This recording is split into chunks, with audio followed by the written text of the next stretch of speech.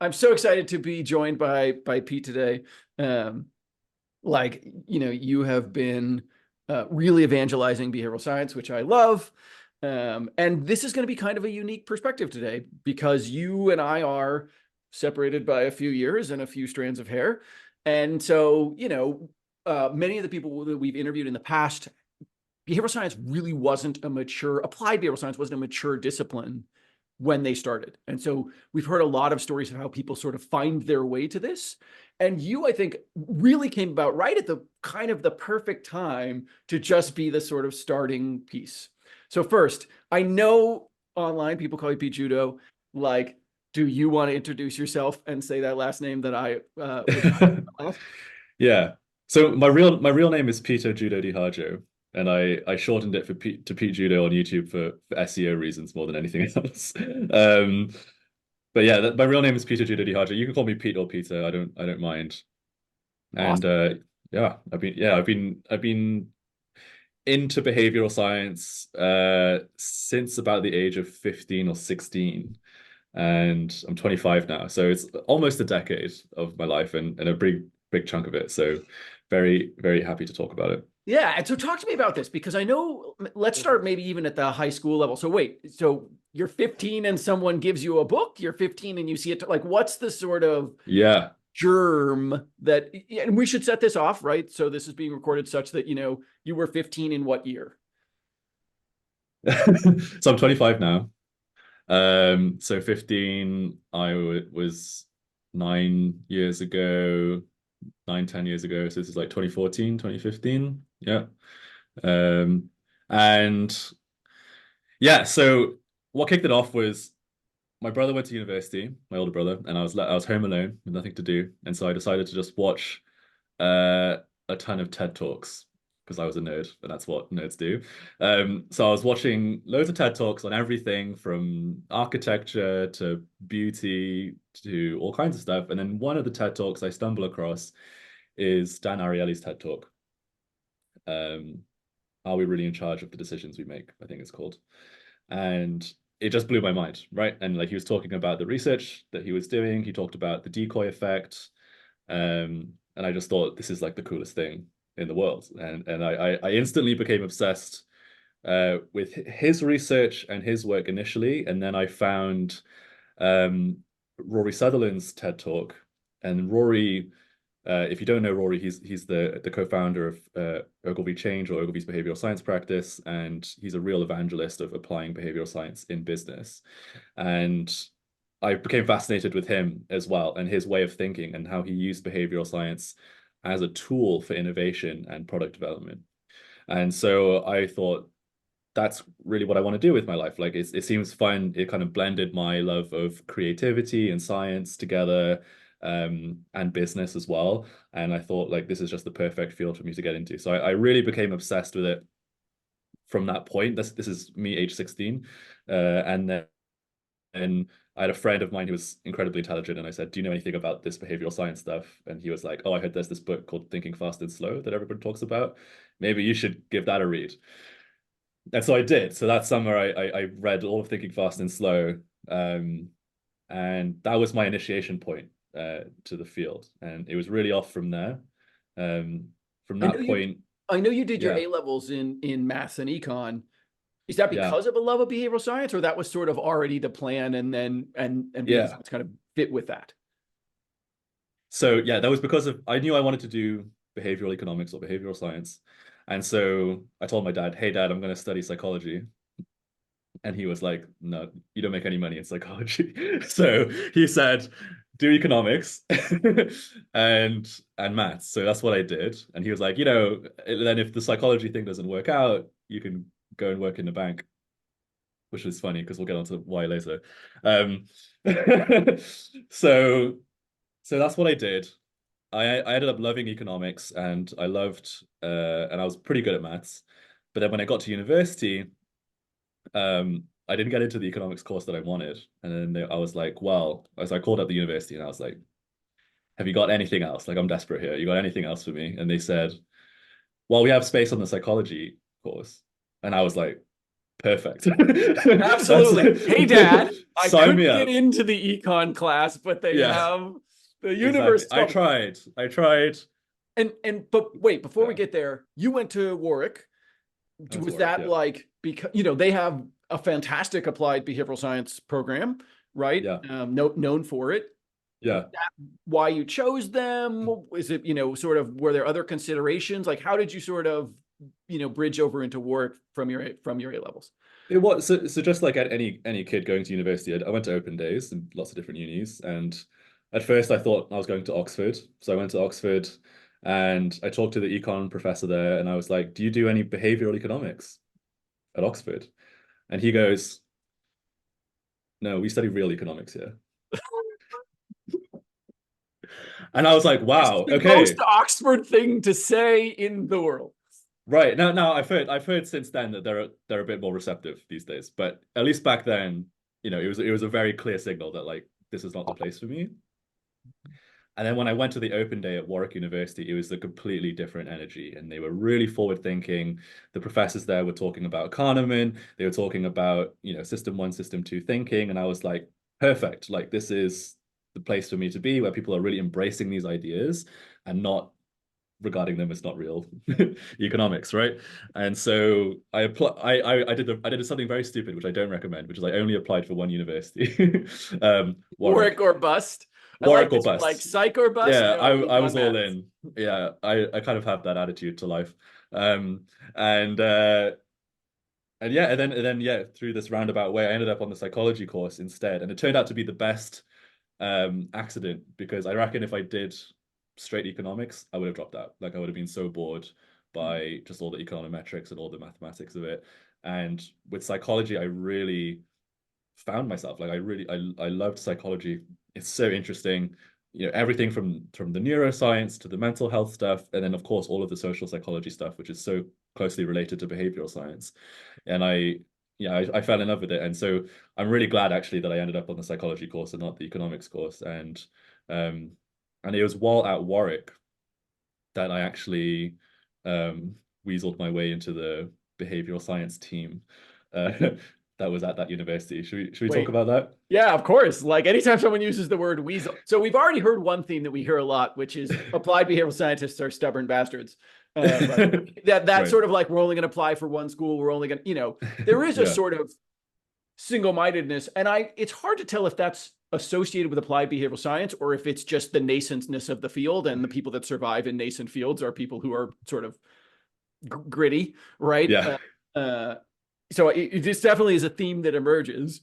The word weasel is also a theme that emerges, meaning, people find ways to when you're in a scarce environment, people find ways to navigate these paths to sort Yeah. of get themselves into unlikely places. So you're like, a freshie here at Warwick, and like, Yeah. sort of, before you came, did you know there was a behavioral insights team there? I didn't. And I only found out because they run this event every year called the Behavioral Science Summit. It's like a conference basically where they invite a bunch of speakers to come. And then I just saw it advertised on campus and I was like, this sounds amazing. Let me go. And so I went at the end, like you say, I was a freshie at the end of my first year.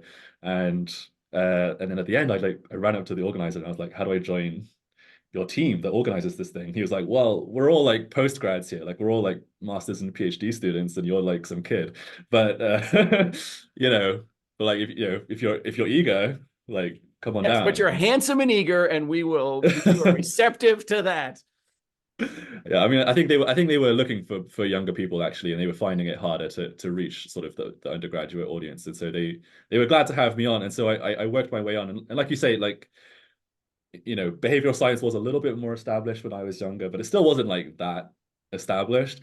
And so I was trying to figure things out, just trying to find anyone in the industry. And it turned out to be a great decision to join that team because I stayed in that team until the end of my time at Warwick. And by my third year in the team, I was leading it. And I was organizing the summit that I went to in that first year. Um, yeah, and I met a lot of good friends. I met Merla, who I think you've had on this fireside chat before. She's a good friend of mine now, and we met in that team at work. Yeah, I mean, at work, uh, as an American, as a Yank, like not a school I knew anything about, but like has Yeah. really become, look, the LSE program is obviously a wonderful program. I'm not saying Warwick is the only program Yeah. in the UK, but like it really has emerged as like a very, very, very strong applied behavioral science. If we look at the behavioral science Slack, there's tons of people there that are either at work or came through the work program.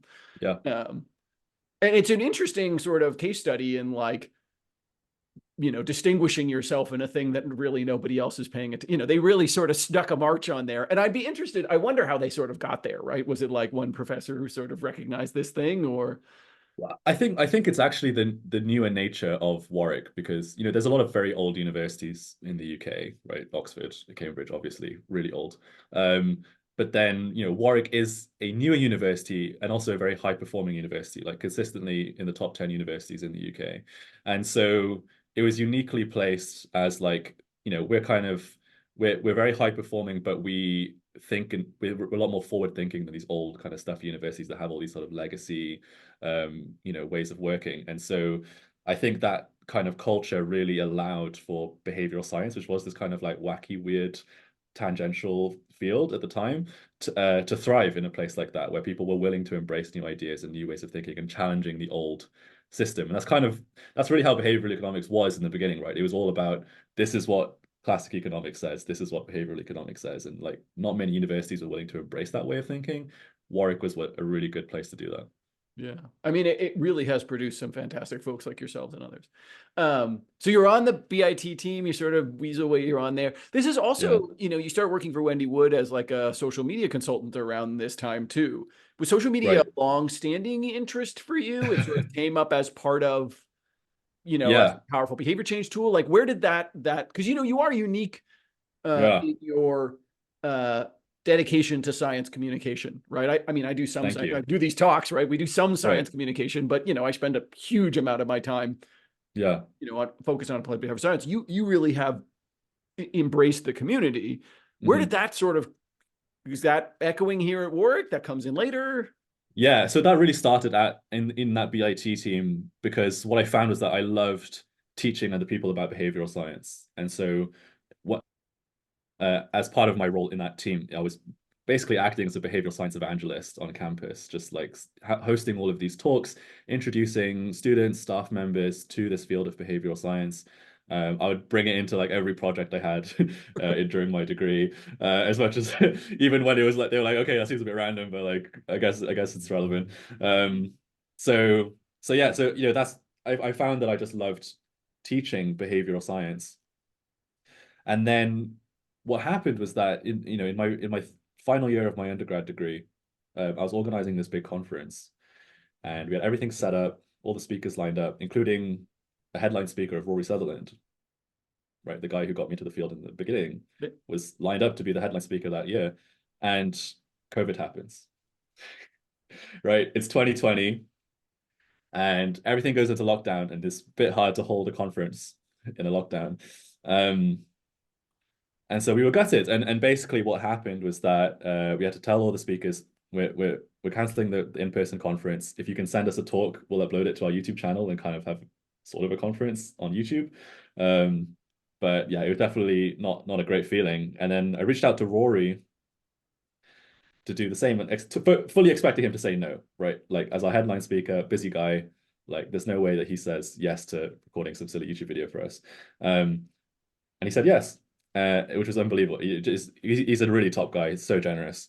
So he recorded that talk for us, and then while I was sort of coordinating with him to get that off him, he wanted to have a call with me, right? Which was crazy for me, right? You imagine as this guy who I watched the TED talk of so many years ago suddenly wants to have a call with me. Um, so I have a call with him. I'm a nervous wreck. And he says, it's really great that you're uploading all these talks onto YouTube. He said, there's actually not a lot of behavioral science YouTube content out there.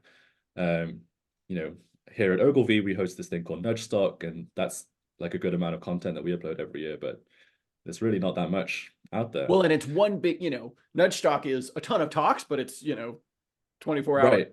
It's sort of, it's not a series. And Rory's right. I mean, I think there's a couple of things that come up in there. One, you know, I love behavioral science as open community. That's a theme that we hear time and time again. You know, Yeah. experiences just like yours, where people are like, "There's no way this person is ever gonna, Yeah. this thing is ever gonna happen." But in the behavioral science community, it kind of does, right? To your point, Rory, who I know very well, right? Yeah. He is gonna hop on a call with a young person. He is gonna upload that photo. He is gonna do that thing.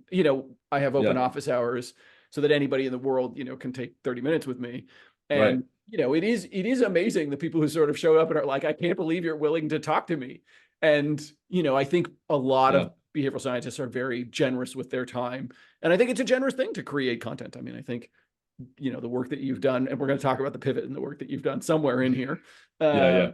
We'll get there. Yeah. because that is important. But I really do think that is that willingness to take a chance, both on your end, right? Hey, I'm willing to talk to, I'm willing to reach out. I'm going to make that ask. I'm going to make what feels to me like a big ask. And then the willingness of the receiving person to sort of do it. I always remember how I ended up in my first startup. Um, in the tradition of this is 2000, like 7, 8. So this is like really early days. Academics just have their phone number on their academic website. You can call their Yeah. office. And so this startup called Dick Thaler and was like asking him for advice about their startup. And he talked to him for like an hour. I think this was probably pre-Nobel Prize. They then asked if he would join the startup, and he was like, absolutely not, but you can Matt Waller guy. Right. Yeah. So they found me through Dick Thaler. But even the fact that Dick Thaler, future Nobel Prize winner, was willing to get on the Yeah. phone with them and have a conversation is a very behavioral science community sort of thing Yeah. that we do here. Yeah, yeah, certainly, and yeah, like you say, it's a sentiment that's been echoed across lots of my colleagues in this field, where it's just people are so generous in this field, and it's something that I've tried to carry on myself now. Now that I have somewhat of a profile online, like people reach out to me, I still try and make time to meet people whenever I can. Yeah, and come on shows like this one, which we appreciate. Yeah, So, yeah, so you're starting to do some social media for Wendy Wood. You're starting to create your own content, right? So Rory kind of brings up YouTube, and you go, "Hey, there's a niche here, right? This is yeah, starting to be a thing for you." exactly. Yeah, so it's locked down. I can't get a job, so I'm like, fine, I'll start a YouTube channel, and I'll do my masters at the same time remotely. And let's talk about that. I mean, because you went right undergrad to masters, right? No break. You were No right. break. Yeah, the plan was to take a break initially, but then the pandemic, nobody's hiring, might as well upskill, right? That was like the good advice that everybody had. So you didn't come into undergrad being like, "Hey, I'm going to go get my master's immediately." It just sort of worked out because of the pandemic that way. Exactly, yeah. And I did apply, I mean, I had applied previous to the pandemic happening. And then Warwick had a conditional offer for me, and then the pandemic hit, and they were like, it's unconditional, just come. Just come if you want to do it. Unconditional now. Yeah. Yeah, exactly.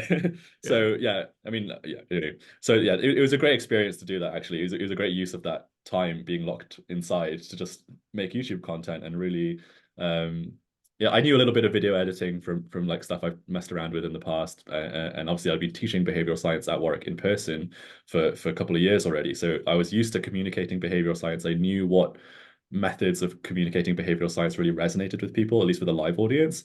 And it was just about trying to translate those skills that I learned from the live audience and the editing and filming skills that I learned as a hobby, and turning that into this YouTube channel. And so that's really where it started. And how I came into contact with Wendy Wood was that my second ever video on the channel was about Wendy Wood's book, Good Habits, Bad Habits. It's a book which I love, and I still recommend to everybody today. And yeah, I was talking about one little part of the book where she's talking about the marshmallow test. You guys know the marshmallow test, right? The kids have to resist the marshmallow. If they don't, then you know what I mean? Yeah. Okay. So I'm talking about this this famous experiment, and then I just tweet it. I tweet it at Wendy, and she sees the tweet and she reads it, and then she reaches out, which I never expected. And then she was like, "Hey, I'm looking for someone to help me with my social media stuff. Do you know anyone?" And I was like, "Yeah, You're like, me." "Yes, I do." And that Yeah, I'm more than happy to help you.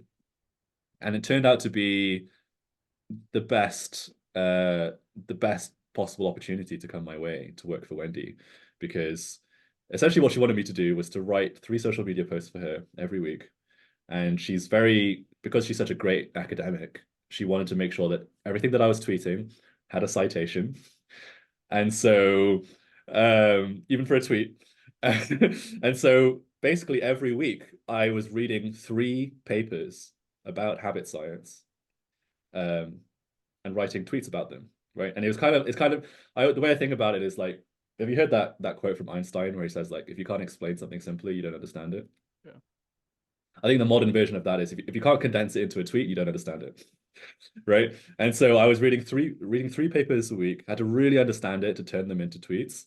And then by doing that for over a year, I suddenly accumulated this huge amount of knowledge of the academic literature around habit science. Um, and so by the time I graduate from my master's degree, and I'm applying for jobs, I'm really positioning myself as like, yes, I'm a young, enthusiastic behavioral scientist, but really I'm a habits expert. So even within this niche field, I had an even more specific niche within that field, which is habit science. And that's really something which I only gleaned through working for Wendy Wood because of this exercise, and also because like every time I would tweet, she would read my drafts and she would correct my thinking. So I had like the world's leading expert on habits correcting my thinking on habits on a weekly basis. And it was just this incredible learning experience, which I treasure to this day.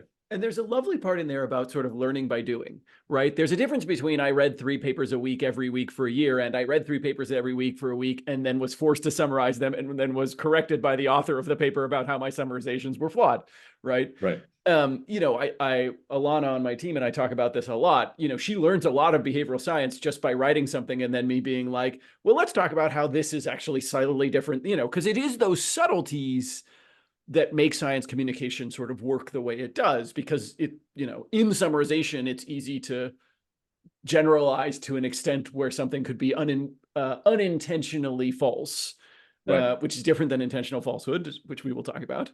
Right. Yeah. But it is easy to make something sort of unintentionally false. And it's hard because, all summarization requires at least some generalization, which, Yeah. creates, ambiguity is the right word, but some disclarity in the field for lay people at times. Mhm. So you're in the pandemic, you're like getting this master's, you're working for Wendy, like the Yeah. world starts to open up again, and you sort of end up at Ogilvy, right? Right. Back with Rory and Co. Back with Rory. Yeah. So, Rory and Wendy are I regard them as like my 2 mentors throughout my career. They've really been like monumentally influential over my life. And so I get to the end of my master's degree, I graduate. At the same time, I have this fledgling YouTube channel, got a couple thousand subscribers, and I'm applying for jobs. And I apply in a bunch of different places, and then I reach out to Rory because we never stopped talking since that initial call that I had at the end of my undergraduate degree for over the year. We never stopped talking. So I reach out to Rory and I tell him like, hey, look, I'm looking for a job soon. Like, is there anything coming up? And he says there is. And so he says, like there's this job opening, but like you got to apply like everybody else, and it's all anonymized, so I can't promise you anything, but like, go for it. So I apply, and I get it, obviously. So it's yeah.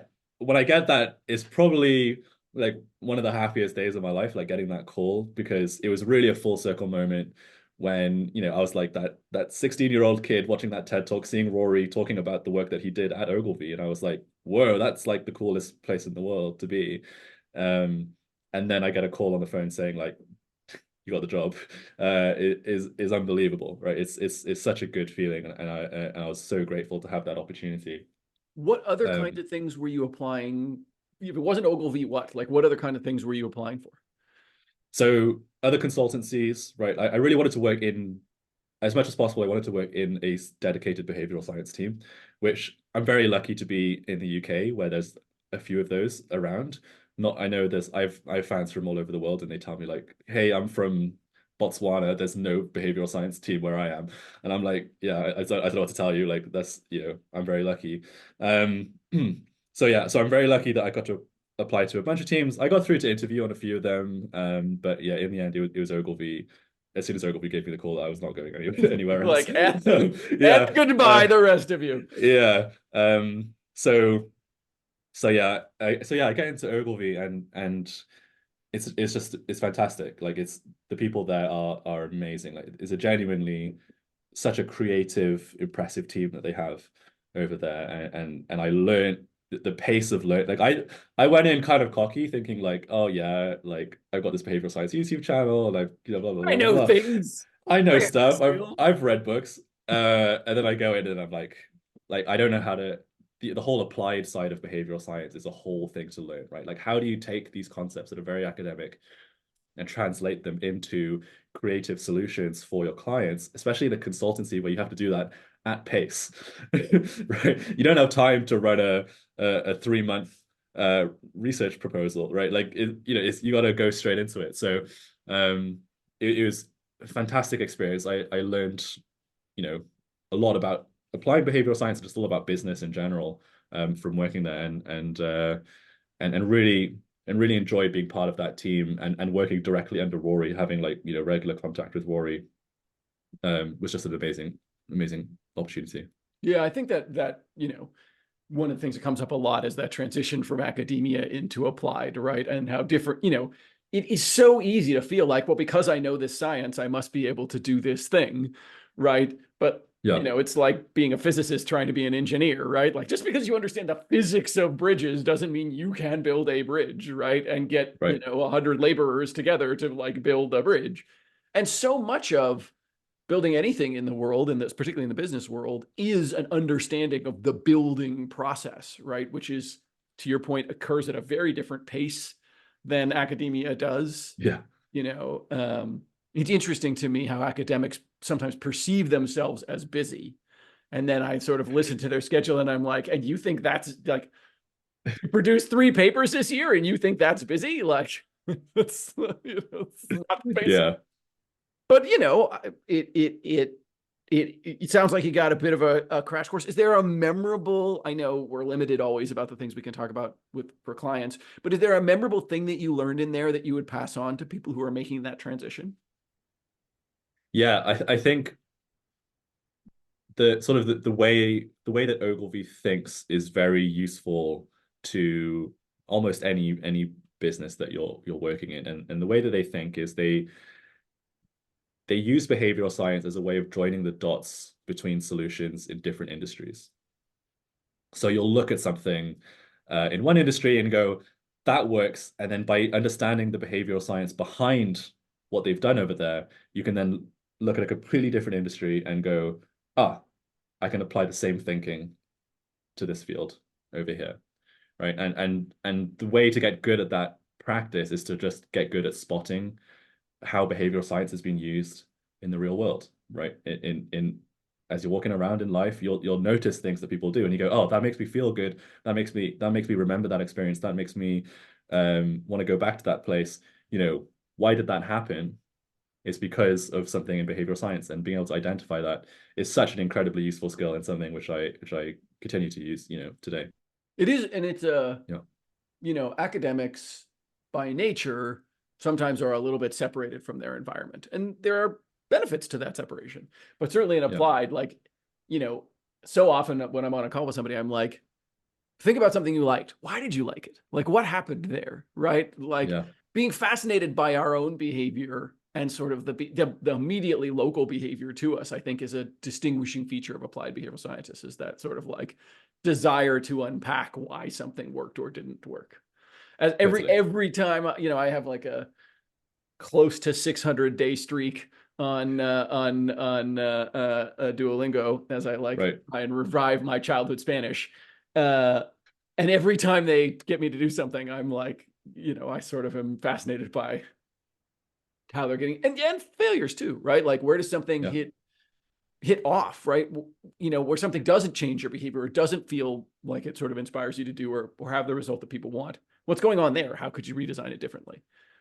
yeah, yeah. And you develop, as you practice this skill, you kind of develop an instinctual sense for like what feels like good behavioral design to you and what feels like bad behavioral design. And you within now I'm at the point where like within a first glance at something, I could be like, I can immediately identify like, where are the pain points from a behavioral science point of view in this customer journey, in this customer experience that I'm looking at. And that's something which I cultivated at Ogilvy. Yeah. Yeah. In that really active period. And then, you moved from Ogilvy to NatWest. Yeah. What made that decision? What was that transition like? Going from consulting to in-house, like there's a lot of changes that happen there. Yeah. Like, tell me about this sort of new NatWest role. Because you've been there a year-ish, something like that. Yeah, about a year. Yeah. So I moved to NatWest. I was really looking for something that felt a little bit more pro-social. Ogilvy is a wonderful place to work for learning how to apply behavioral science to business.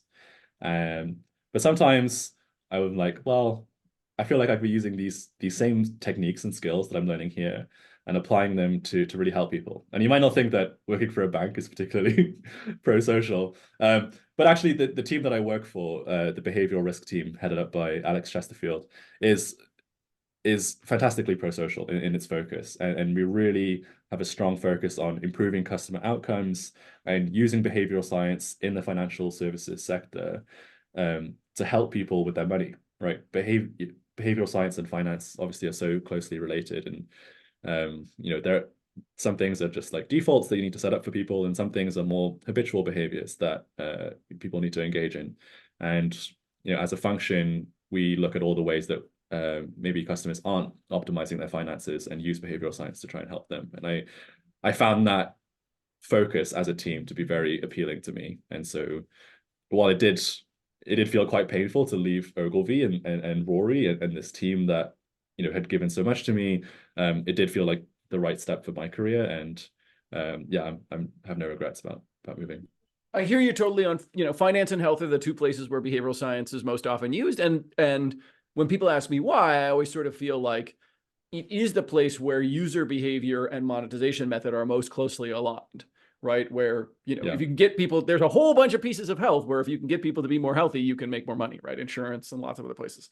Finance the same way. If you could get people to do, there are parts of the financial industry that are very exploitative, right? You can get people to do things that are quite bad for them.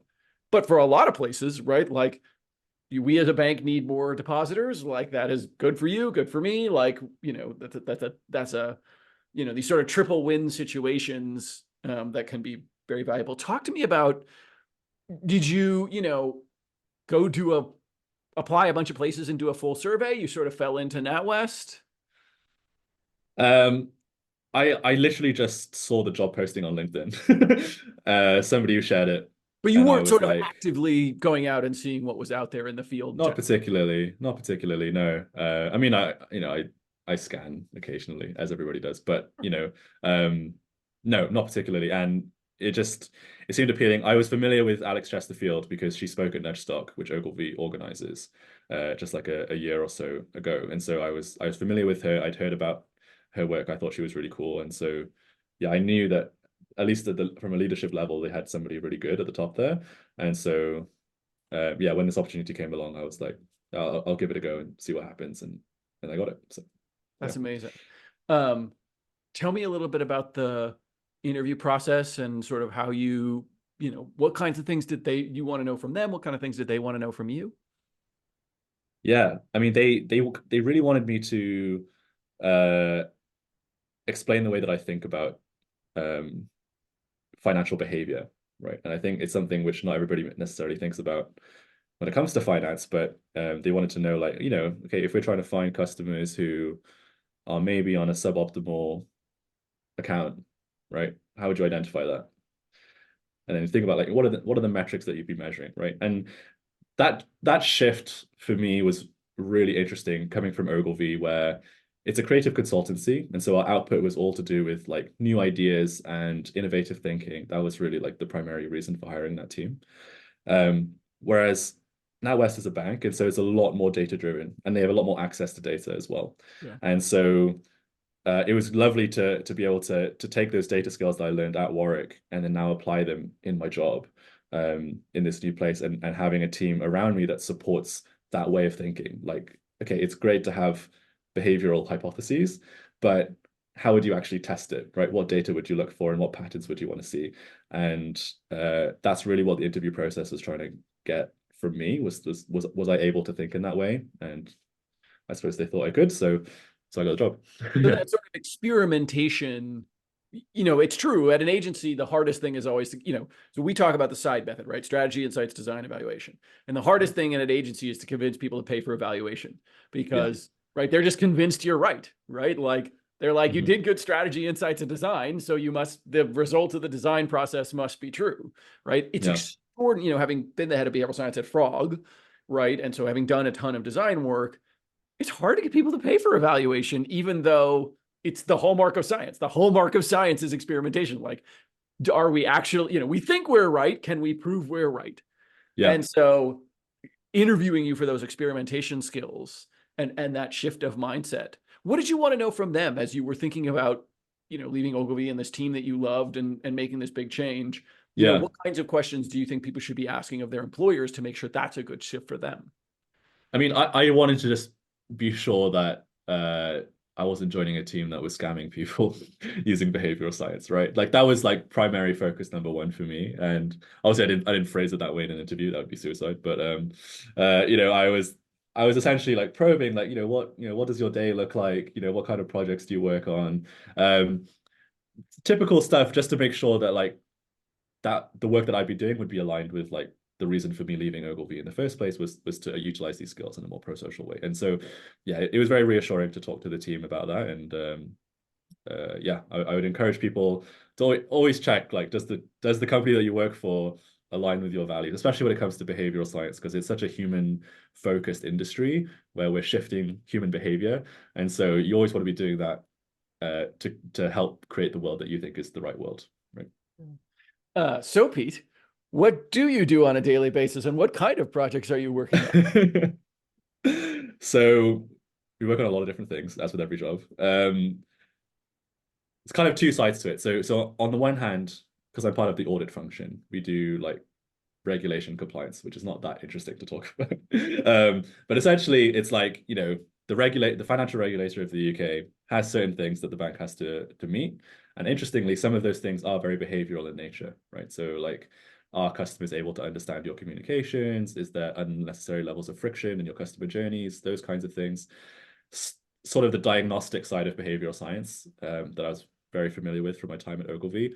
I still do those types of things at NatWest, but really with the focus of making the customer experience better. So rather than introducing sludge into the customer experience in order to hold them into a product that they hate or isn't working for them, we work to do the complete opposite. So we say, as an audit function, we aren't profit motivated.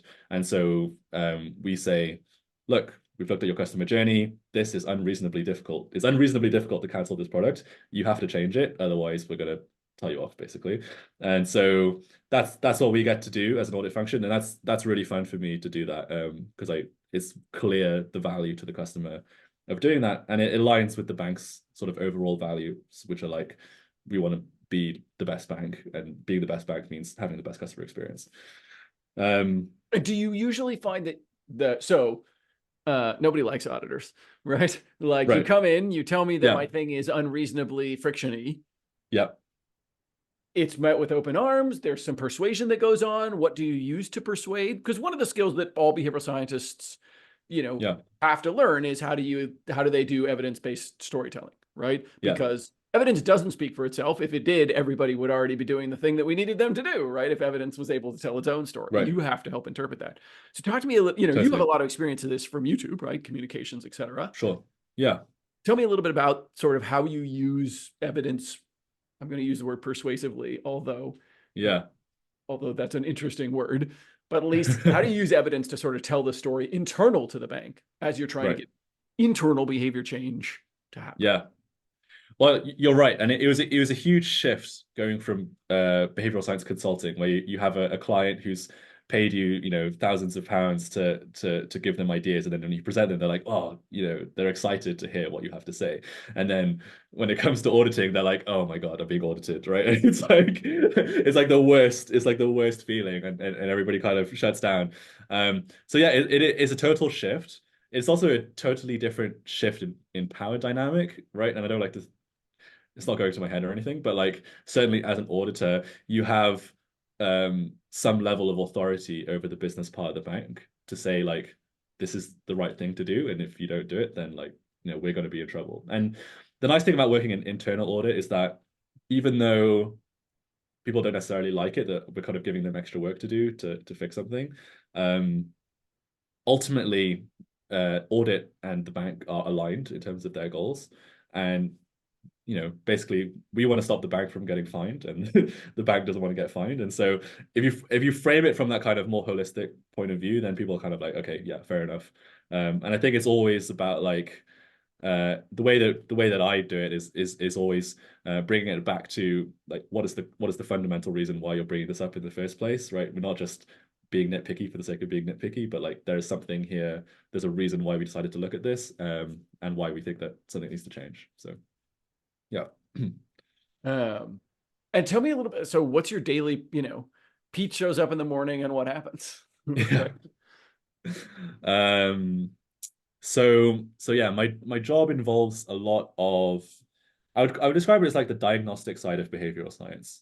So we don't do so much, at Ogilvy it was a lot about like ideas and coming up with new solutions and innovation. And NatWest, it's a lot about just really looking at problems and trying to understand like why those exist in the first place. So we'll look at customer journeys, we'll look at customer data, and see like what are the challenges? What are the challenges that we're looking at here? Are people, do we see a group of customers who are stuck in a product that is not as good as maybe one of our other products for them, right? And they could switch to those for free, but they aren't. Why is that happening, right? So we'll use data to find those things, and we'll do lots of customer research, like customer interviews and stuff like that, to try and get to the bottom of those questions, and then we present those to senior members of NatWest to try and persuade them that something needs to change. And so let's talk about the we. You keep using the word we. Are you Yeah. doing user research and data science all contained within the we that is Pete, or Yeah. you have a user researcher and a data scientist and you're working together as a team? So we do have some data people who help us, but for the most part, we're a self-functioning team, and so yeah, I will do everything from helping with the scoping of like what to look at, to crunching the numbers, doing the data analysis, doing the coding, to putting the PowerPoint together, to presenting. Like I'll do it all start to finish, which is what I'm used to anyway, because that's what I used in consulting. It's the same thing, but yeah, I'll get involved with every part of it. And I love doing that. I love being involved with every part of a project from start to finish. I think that's much more rewarding. We talk about T-shaped behavioral scientists. So one of the things we have coming out is this, try to move people away from the notion of a monolithic behavioral scientist to sort of some role-based behavioral scientists, quant researchers, qual researchers, strategists, designers, and then PMs. If you were going to, specialize, so if you start to draw out the bottom of right now, you're doing a lot of horizontal work. Is there a place where you feel like, hey, I'd love to go deeper in quant or qual or design or experimentation or sort of business side of things? Yeah. I mean, certainly okay, in terms of financial services, I think the biggest area of improvement, I think, is like communications, right? Just how do we talk to customers in a way that makes sense to normal people, right? And banks are historically terrible at this, especially older banks like my bank, NatWest, right? And again, they're improving for sure, and I'm helping them improve, but like just banks have a whole language that they speak to each other, right? Like it was such a huge learning curve when I first joined to understand all these financial terms and a million different financial products that we offer. It's a completely different world. And then you see some of that language then feeding through into like the communications we send to a plumber in Bristol. Like he's not going to understand what we're talking about. And so, yeah, I think like communications can be so powerful. And we've seen in behavioral trials in banking, but also in like related industries like energy and so on, that like simple changes to communications can have dramatic impact on people's behavior change, right? And so yeah, just improving, for example, just one letter that you send out to a customer about a particular product can really, have big influence on their lives, right? Like if you can switch them to a better mortgage rate, like that's going to have a huge influence on their financial well-being. And when you multiply that by, the millions of customers that a bank like NatWest serves, right, that's a huge impact, right? Yeah, I vividly remember working on a finance project where they kept talking about BIPs. I'm like, what the heck's a BIP? And they said, oh, it's a basis point. I said, well, what the hell is a basis point? Right? Like that's not a clear, like, you're like, oh, Yeah, it's a there's basis point. jargon for the jargon. It's Yeah. just everyone knows what a basis point is, right? Like you cannot, to your point, send a letter to a plumber in Cardiff about the basis points of his mortgage, right? Like that Right. is not, and yet they think that's clarification of BIPs, right? Yeah, Like it's exactly. better than BIPs. I Yeah. guess. I guess it's better than BIPs. What's so let's talk about, you have also changed the focus of your YouTube channel. So you continued throughout these jobs to Yeah. create content, largely on behavioral science and largely on what I would call academic behavioral science, right? Explaining of various kinds of effects and things, right? You're not Yeah. interviewing applied behavioral scientists to talk about their projects, right? This is largely explaining effects, et cetera. And Yeah. then recently you've made a fairly large decision. Tell us how you came to that. Tell me a little bit about sort of how you're phrasing that decision in your mind, because this is Yeah. recent for you.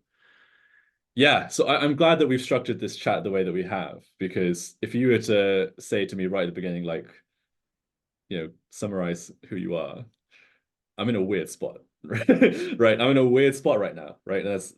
And I'm trying to figure it out because as I've explained, like, leading up to really just a few months ago, I was all in on behavioral science, right? It was like, it wasn't just my job, but it was like who I was, like as a person, right? I am a behavioral scientist, right? That's kind of how I define I myself. am Pete Jodo, well Right. known, Well-known behavioral scientist. My YouTube channel is about behavioral science. It's not about anything else. And that was kind of all I laid all my eggs in that basket.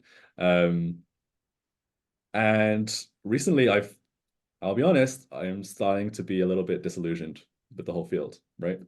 And this really, like, I've been feeling this way for a while, right? Like there's you hear these stories. There's the Dan Ariely scandal. There's which was very personal for me as the person who first introduced me to the field, right? That was like a real blow.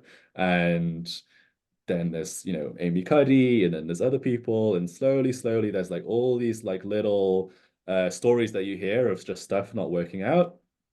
And then a few months ago, there's the Francesca Gino case, right? And it's something that goes viral across the whole world. Like everybody knows about it.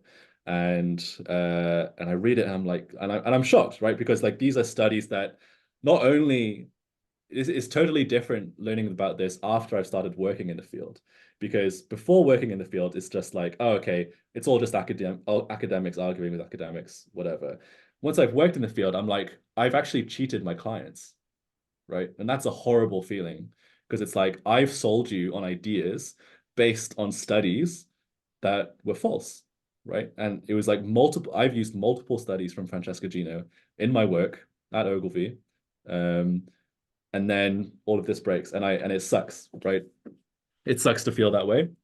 Um, I end up covering the story on my YouTube channel and it blows up like crazier than I ever imagined, right? Like I was a tiny channel. I just hit 10,000 subscribers.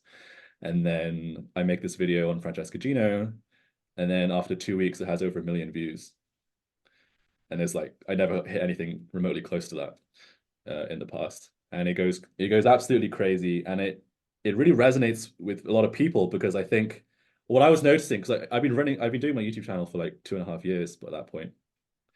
And what I noticed was that like people were starting to drop off, right? Like people were like not engaging with behavioral science anymore. And I think it's because people were really feeling what I was feeling, which is just like stuff isn't working out. Like all these ideas sound great and then we try them and they don't work, right? So like what's going on here?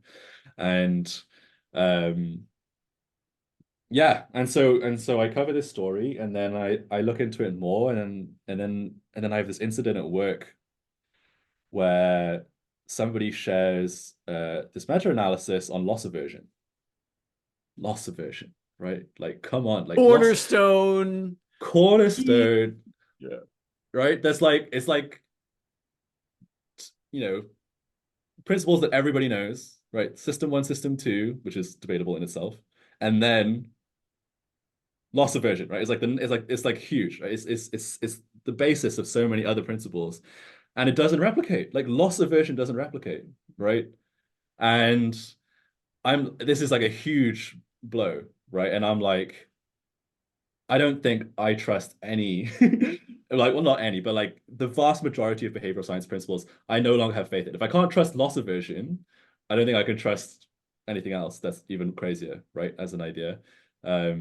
And at the bank, I don't mind it so much because the way that the bank works is so data led, and we don't do anything, we don't roll out anything until we've tested it a million times with a million customers. But um, in the real world, especially on YouTube, as someone who teaches something, I don't want to teach things that are false. Uh, and so I've really recently become very disillusioned with behavioral science and a lot more skeptical of it. And I started to look into it, and I was like, how did this happen? Right? I was like, how did studies like this, like Francesca Gino and others notable cases in the past, like how did these studies get published? How were they not caught in peer review? And there's multiple co-authors on this paper. How come nobody caught any of this stuff? Like, what's going on? Like, why is there so much fraud and bad science happening coming from these scientists who we're supposed to trust as practitioners, right? As practitioners, we're supposed to be able to trust these people. And I don't feel like we can. And so I started looking into it, and I found all of these cases, not just from behavioral science, but across the whole spectrum of academia, from physics to medicine, you name it, right? Every aspect of academia is suffering from the same thing. And so I started making videos on that. And it's no secret that those videos are doing super well. My channel's exploded over the last few months. But I don't do it just because the videos do well, but I do it because like I'm feeling the same way that a lot of people are feeling, that like they're finding it very difficult to trust academic institutions and the output that they're putting out, right? And it's not just your anti-vaxxing crowd as well that is that way. It's people in academia, it's scientists, people who've done PhDs in the past, maybe dropped out from their PhD because of they saw this kind of thing going on and they didn't want to be a part of it. That right? That's I saw that you started one and dropped out, right? So it's a lot of people who've had that experience and they feel the same way. And I think the content that I'm making now is doing so well because it's resonating with that message that a lot of people are feeling. Yeah.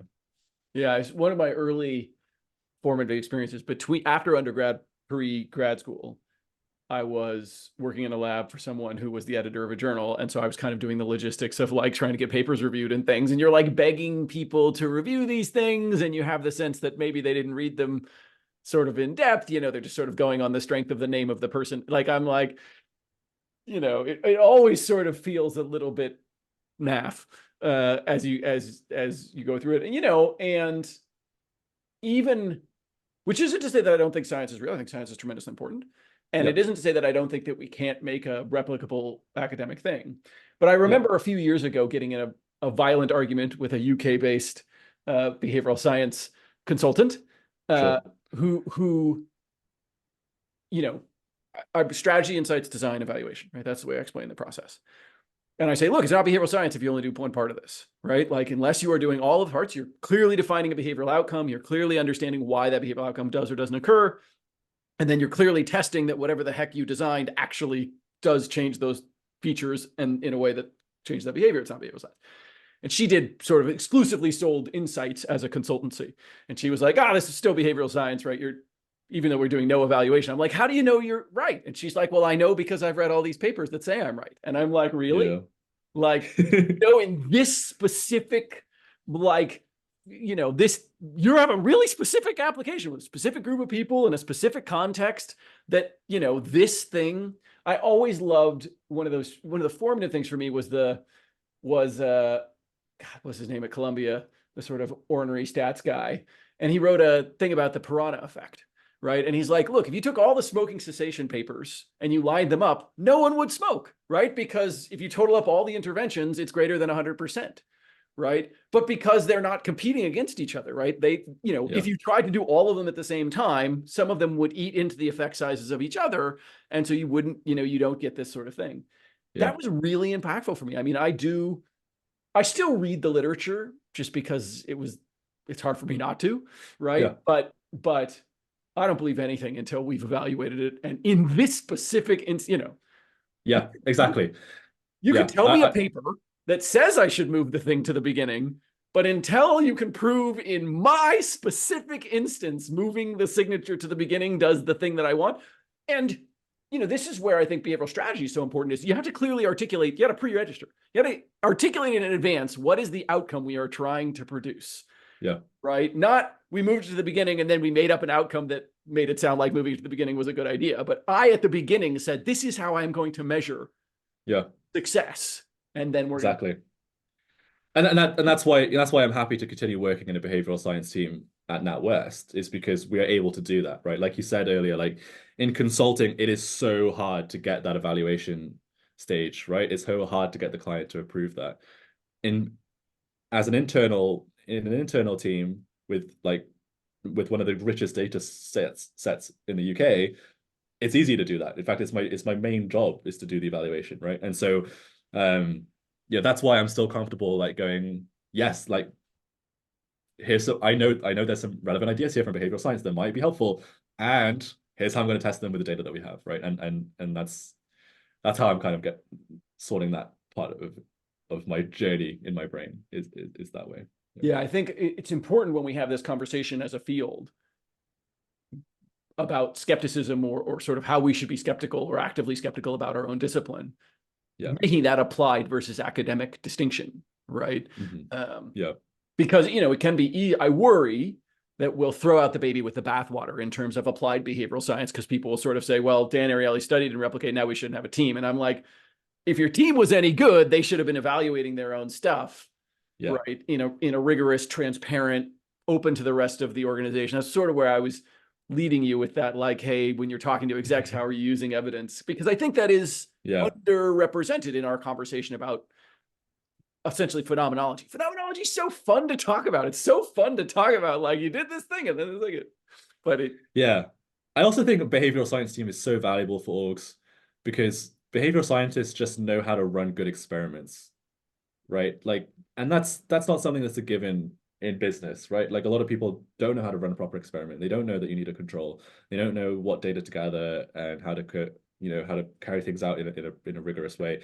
And so just having a behavioral science team who's confident on how to run a good experiment, how to interpret results correctly, how to do proper data analysis, like that is incredibly valuable in itself, almost unrelated to whether or not the theories are replicating or not, right? Yeah. Elizabeth Kim, formerly of Spotify, has very strong feelings about this, right? About the true benefit of what we add is that experimentation layer. Yeah. Where, experimenting with humans is very different than data science experimentation, right? In the sort of way that data scientists often view it. And that's that rich human subjects. Yeah. How do you deal with the messiness of humans and control for things and still be able to show effects that sort of help you evaluate decision-making is a really distinct skill that you see from that sort of applied behavioral science, social psychology kind of place.